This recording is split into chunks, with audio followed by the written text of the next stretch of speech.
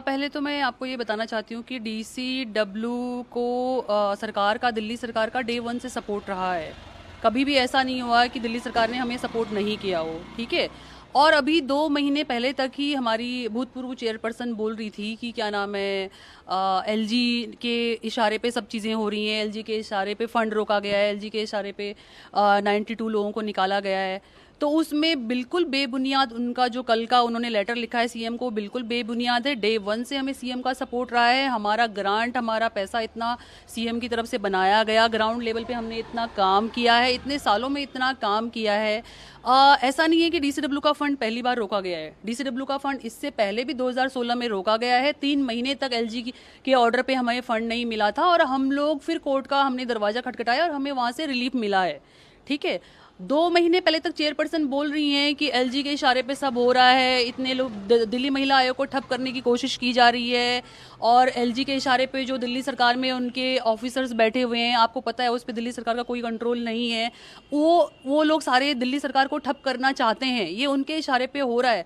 तो सडनली अभी ऐसा क्या हो गया है कि आप सीधे दिल्ली सरकार को टारगेट कर रहे हो? इससे पहले तो आप 2 मई का जो प्रेस कॉन्फ्रेंस हुआ था डीसीडब्ल्यू के नीचे, उसमें आप सब लोग थे।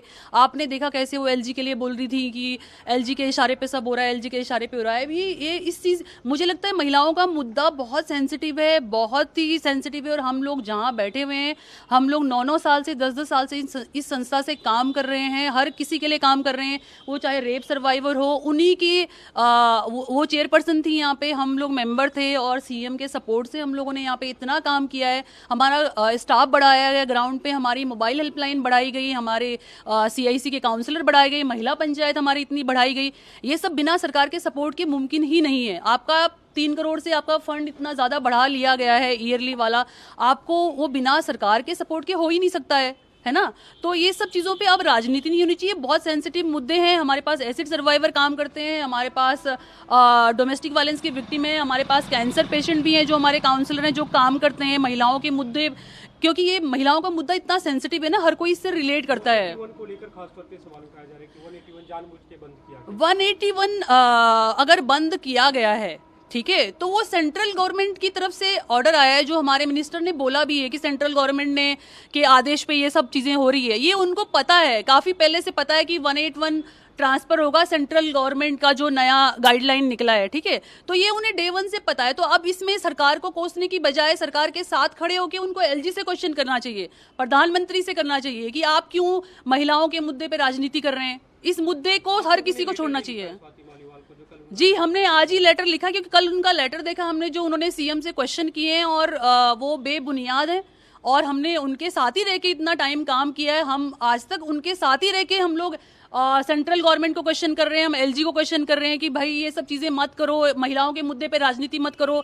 2 महीने पहले उन्होंने प्रेस कॉन्फ्रेंस की डीसीडब्ल्यू के नीचे, उसमें भी एलजी पे क्वेश्चन किए गए कि आप हमारा फंड जानबूझ के रोक रहे हैं। आप ये मान के चलिए कि हमें 8 महीने से जो हमसे एनजीओ एसोसिएट हैं, 8 महीने पूरे हो चुके हैं, 9th मंथ स्टार्ट हो चुका है, उनको सैलरी नहीं मिली है। तो पहले तो ऐसा नहीं हुआ है। पहले एक बार जब ऐसा हुआ है तो हम कोर्ट गए, हमें सैलरी मिली है, लेकिन 9 साल में हमें सैलरी मिल रही है ना।